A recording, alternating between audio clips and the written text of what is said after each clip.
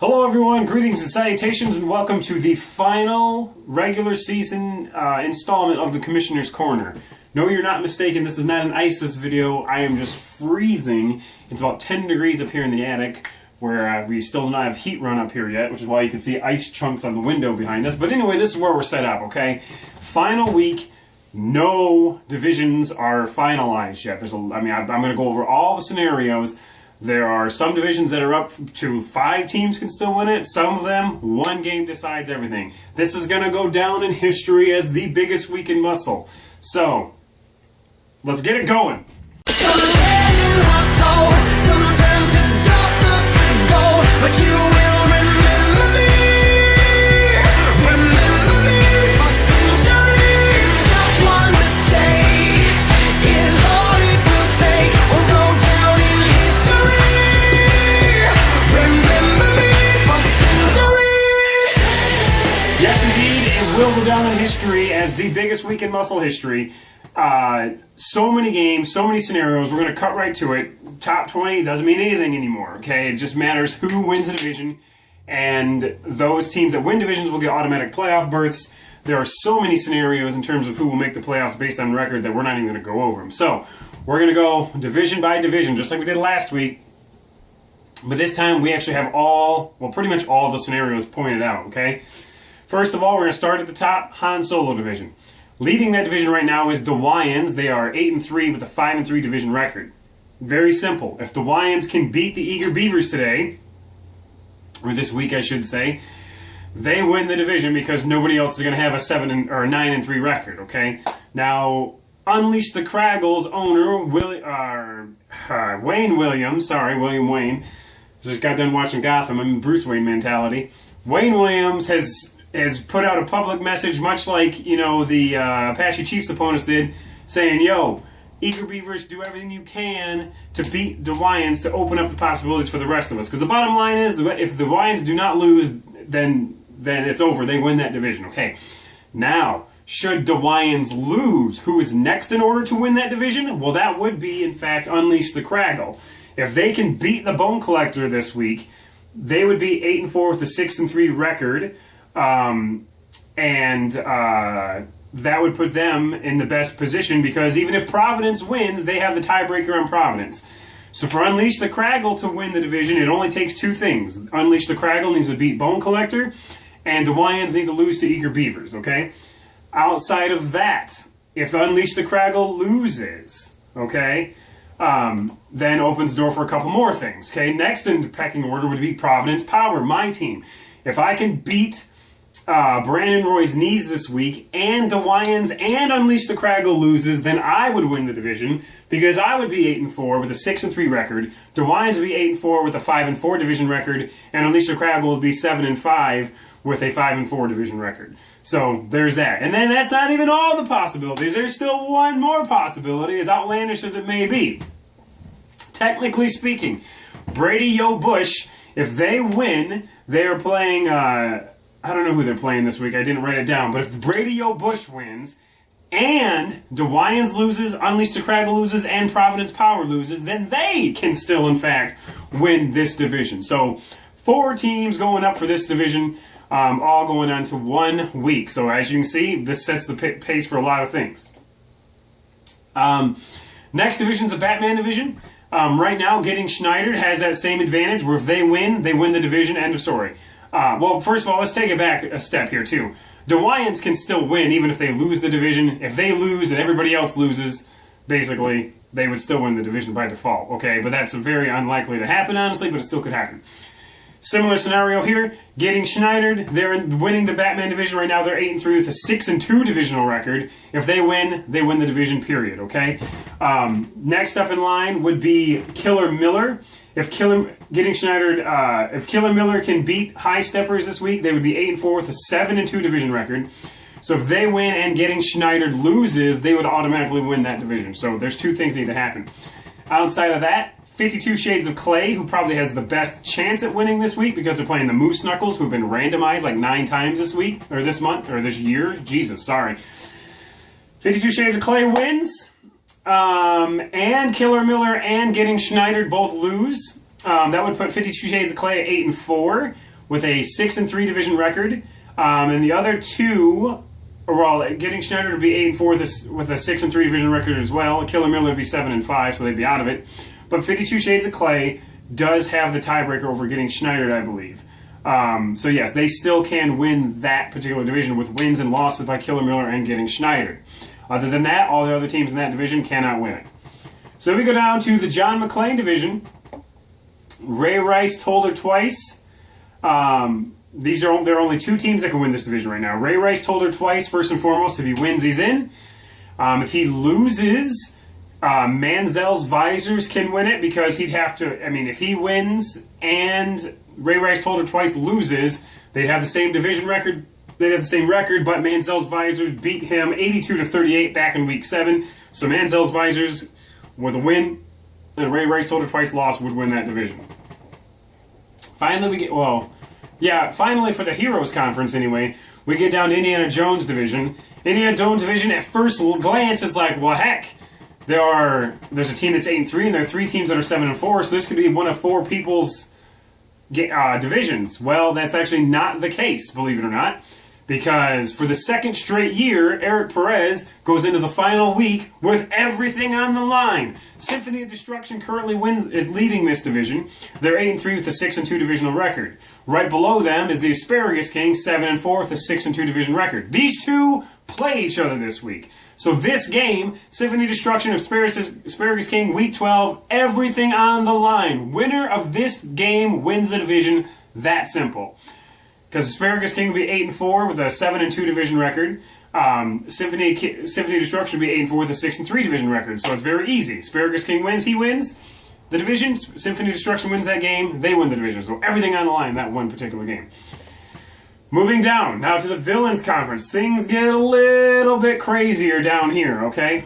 We're going to start with the Darth Vader division, widely considered to be the most competitive division all year. Going into the final week, I believe there are 5 teams. Half of the division can still win this thing. So, here's how that works, I believe. Let me double check. Yes. Okay. So, starting off Vic in the Box. They currently are tied with Squadrons for this one, even though they have the tiebreaker on them. Both those teams are 7-4 with a 5-3 record.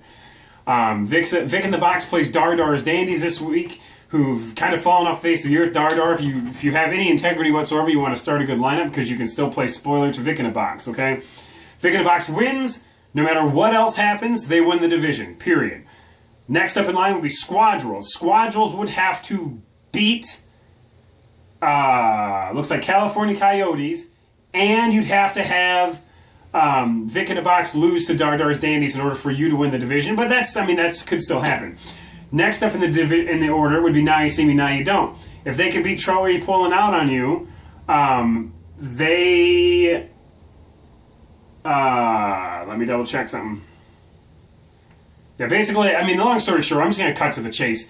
Now You See Me, Now You Don't wins, and both Squadrons and Vic in the Box loses. Now You See Me, Now You Don't wins that division. Next down in the order, Donkey Punchers. If you win, beat the Texas Taco Benders, and with Vic in the Box, Squadrons, and Now You See Me, Now You Don't, if they all lose, then you can still win that division. And then finally, this is what's crazy, is that California Coyotes, they are currently 6-4-1. If you win your game against Squadrons, that would put you at 7-4-1. And if Vic in the Box loses, you're going to beat Squadrons. That's who you play, so Squadrons will automatically lose. Now You See Me, Now You Don't, and Donkey Punchers. If all 4 of those teams lose, which really means 3 of them because you're playing one of them, then you would be 7-4-1. Everyone else would be 7-5, and you actually would win that division. So there are 5 teams in that division that can still win it. That's crazy. Almost as crazy as this, but not quite. Okay, let's go down to the Joker division. Been made fun of a lot because it's aptly named. There are a bunch of Jokers in this division. The Apache Chiefs. My God, what a difference 3 weeks makes. 3 weeks ago, you could have basically taken a dump on the field and won the division. Now, you have to win. If you do not win this week, you lose the division. Plain and simple. Apache Chiefs currently have a half a game lead on both Magic Mike and Team Mike. No relation. Apache Chiefs plays Team Mike this week, however. So if he wins, he'd be 8-4. No one can touch that. All right. If Apache Chief loses to Team Mike, then you would think Team Mike would win that division, but not necessarily, because Team Mike would be 7-4-1. Apache Chiefs would be 7-5, but there's still Magic Mike Plate, who's 6-4-1, and they are playing William Shatnerface this week. If Magic Mike Plate beats William Shatnerface and Team Mike beats the Apache Chiefs, they would be tied, Magic Mike and Team Mike, at 7-4-1 apiece. Okay, so at that point you go to divisional record. The next step in the process is divisional record. They would each be 6-2-1. So at which point you go to what? You go to head-to-head. Guess what? Magic Mike and Team Mike, their ties came against each other, so they would be 7-4-1, 6-2-1, and they tied with each other, which means, unfortunately for Team Mike, the next step in the tiebreaker is how many points. And dude, Team Mike, you have no chance of winning this because Magic Mike has you beat by almost 200 points. So basically, Apache Chiefs can win this division with a win, plain and simple. If Apache Chiefs loses, he has no chance of winning. That would go to Team Mike. Team Mike can win this division with a win and a Magic Mike loss. Magic Mike can win this division with a win and a Team Mike win, aka an Apache Chiefs loss. 3 teams can still win that division, plain and simple. Next, we're going to go down to the Hannibal Lecter Conference. This one's a little wild. So we're going to start off right now. Unclaimed Baggage has the lead because they have a tiebreaker on actually Ypsilanti and Riverside. More on that in a minute. Unclaimed Baggage, this week you are playing I Must Break You. If you win that game, you win the division. Plain and simple. Ypsilanti is playing Riverside Rage and Rancors. Ypsilanti is 8-3 with a 6-2 record. If Unclaimed Baggage loses to I Must Break You, then Ypsilanti can win it if they win their game. Plain and simple. Ypsilanti, if you beat Riverside, you would win the division if Unclaimed Baggage lost. Riverside Raging Rancors, this is where it gets difficult for you because you basically cannot win the division, even though technically everyone would be, if Riverside beats Ypsilanti and Unclaimed Baggage loses, then everyone would be 8-4 with a 6-3 record. Okay, so everyone's tied. Then it goes head-to-head. Head-to-head in a 3-way tie, as Potterville will attest, sometimes gets weird. If that is the case, Unclaimed Baggage wins because Unclaimed Baggage actually beat both Ypsilanti and Riverside. Who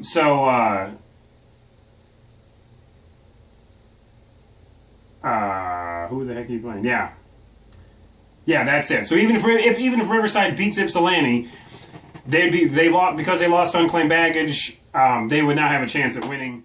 But you're going to want to win that. You're going to want to win that game anyway because if you're 8-4, chances are you're going to make the playoffs on record. Just won't win the division. So that division is going to clearly be won by either Unclaimed Baggage or Ypsilanti Fighting Gophers. Sorry, Craig, you can't win that one. And then I Must Break You also can't win because of the fact that their division record, even though they would be 8-4, the division record would be 5-4, and that's not going to be good enough. And then finally, we get down to the Norman Bates division, where Sioux Girls 1 Cup controls their own destiny because they're 7-4 with a 5-3 record. ACL Terror is 7-4 with a 4-4 record. If Sioux Girls 1 Cup wins, they are playing, I believe they are playing Somerset Slammers, who aren't competitive really, but they could play spoiler. If you win Tony Cromwell, you win the division, plain and simple. If you lose, however, there's a couple things that could go down. If ACL Terror wins and Sioux Girls 1 Cup loses, because you beat Sioux Girls 1 Cup earlier in the year, you would win the division. Then it gets a little crazier outside of that, okay? If Joe Buck Yourself wins and Sioux Girls 1 Cup and ACL Terror loses, then Joe Buck Yourself actually wins that division. Because, it's a long story. I'm just going to go straight by the numbers. TDs and Beer, you're also 6-5 right now with a 5-3 division record. You can still win this division if you win and Sioux Girls 1 Cup, ACL Terror, and Joe Buck loses, okay? Now, you have Texas State University, who is actually kind of in the mix here, but they, you cannot win the division because if you win and everything else falls into place, you'd be tied with Sioux Girls 1 Cup. Sioux Girls 1 Cup has a tiebreaker on you, I believe, so I'm pretty sure you can't win it, unfortunately.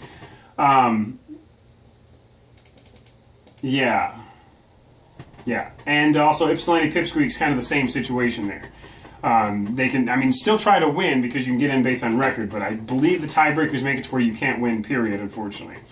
So, now that that's done, I mean, that's where you're looking at in terms of who's doing what. Let's look at the just strictly point standings, okay? Now, when you look at the point standings in the standings column, you see numbers that aren't necessarily that important to you. Because, remember, there are 2 seeds from each conference that get in based on points. All the numbers you see in terms of points back is how many points you're back from the leader, who may or may not be in your conference. So let's look at the Villains Conference first, even though I know we normally don't do that, but that's because that's where Squadrels are. Squadrels currently lead the league in points. They have and then the next closest to them is 27 points behind them, which is Magic Mike. Now, key factors here, guys, is that Squadrels and Magic Mike both have significant shots. I mean, they only need 2 things to happen to win their division. So if they win their division, then their points go out. But let's just take from a strictly numbers standpoint. I'm going to pull up the screen here. Squadrels, they're no points back. Magic Mike's 27 points back. Donkey Puncher's 37. ACL Tear 37.5. Ypsilanti 52. Unclaimed Baggage 52.5. Riverside 53.5. That's crucial for you because you cannot win your division. Nasty Nutria 55 points back. Beaver Eaters 57 points back. Ypsilanti Fighting Gophers 74 points back. And Apache Chief 78 points back. Now, those numbers can be kind of skewed a little bit because, you know, a lot of the teams who may be in front of you will be plucked away because they'll either win the division or get in based on record, okay? So that's where you're looking at in terms of who has the best odds of winning. If you're more than 80 points back from the leader, realistically, you're probably not going to outscore a team by 80 points. You could, but these are the ones that are on there. And then in the Heroes Conference, Symphony Destruction has the lead. And they're the number 1 seed overall, so chances are they're probably going to make it in based on record regardless, so it's kind of irrelevant, but nevertheless. Then Leave It to Beavers, Colorado Mountain Oysters, Double Blumpkins. They are 26.5 points or fewer away from the lead in this division, or in this conference. Eager Beavers, 32.5. Unleash the Craggle, Red Wings are both in the 40s. El Domador de Leons is 59.5. Then you get a bunch in the 60s here. New Orleans, Getting Schneider, Brady O'Bush, and DeWyans are all 69.5 points back. 52 Shades of Clay, Plaxenal Discharge, and Ray Rice Total Twice are 78 and 80 respectively. So any of those teams technically could make it in based on points. The lower that last number is, the better chance you have basically making it on points. So there you go. 1 week to go. A lot of things are coming down to the very wire. Every single division is up for grabs this week. I mean, plain and simple. You win and you're in most cases for a lot of these teams leading. Some teams need help a little bit. Some teams need an astronomical amount of help, but you never know. I mean, based on what we saw last week, Monday Night Football especially, Squadrels were dead in the water. They were up by 7.5 points going into Monday night. Frazier, a.k.a. Now You See Me, Now You Don't, needed 7.5 points. In the first quarter, Pittsburgh intercepted a pass and took it back for a touchdown, which was 6 points in the first quarter. I was at the hotel bar watching that. I'm like, well, hell, this is over. My dad's season just went down the tubes. They didn't score another point the rest of the night. I don't know how that's even possible. No sacks, no yards, no fumbles, no points. I mean, come on, Pittsburgh. Totally let Frazier down, which puts Squadrels in decent shape for making the playoffs. Still not a great shot for winning his division because he has to win and have some help, but nevertheless. So anyway, hope you enjoyed this playoff breakdown. If you have any questions, put it on the message board or on the Facebook group. If you don't like the Facebook group, like the Facebook group. Get on there. It's the Michigan Ultimate Survivor League. And then also, and this may come as a shock to some people won't come as a shock to it all because you know who you are. If you have not paid for the league yet, please get with Eric Perez, Richard Perez, Ryan Frazier, or myself, or obviously CassandraStreakers@gmail.com. Please pay, because there's still a few teams, I don't know how many exactly, but a few that have not paid. So if you haven't paid, please pay. Don't be a punk bitch. All right, I'm out.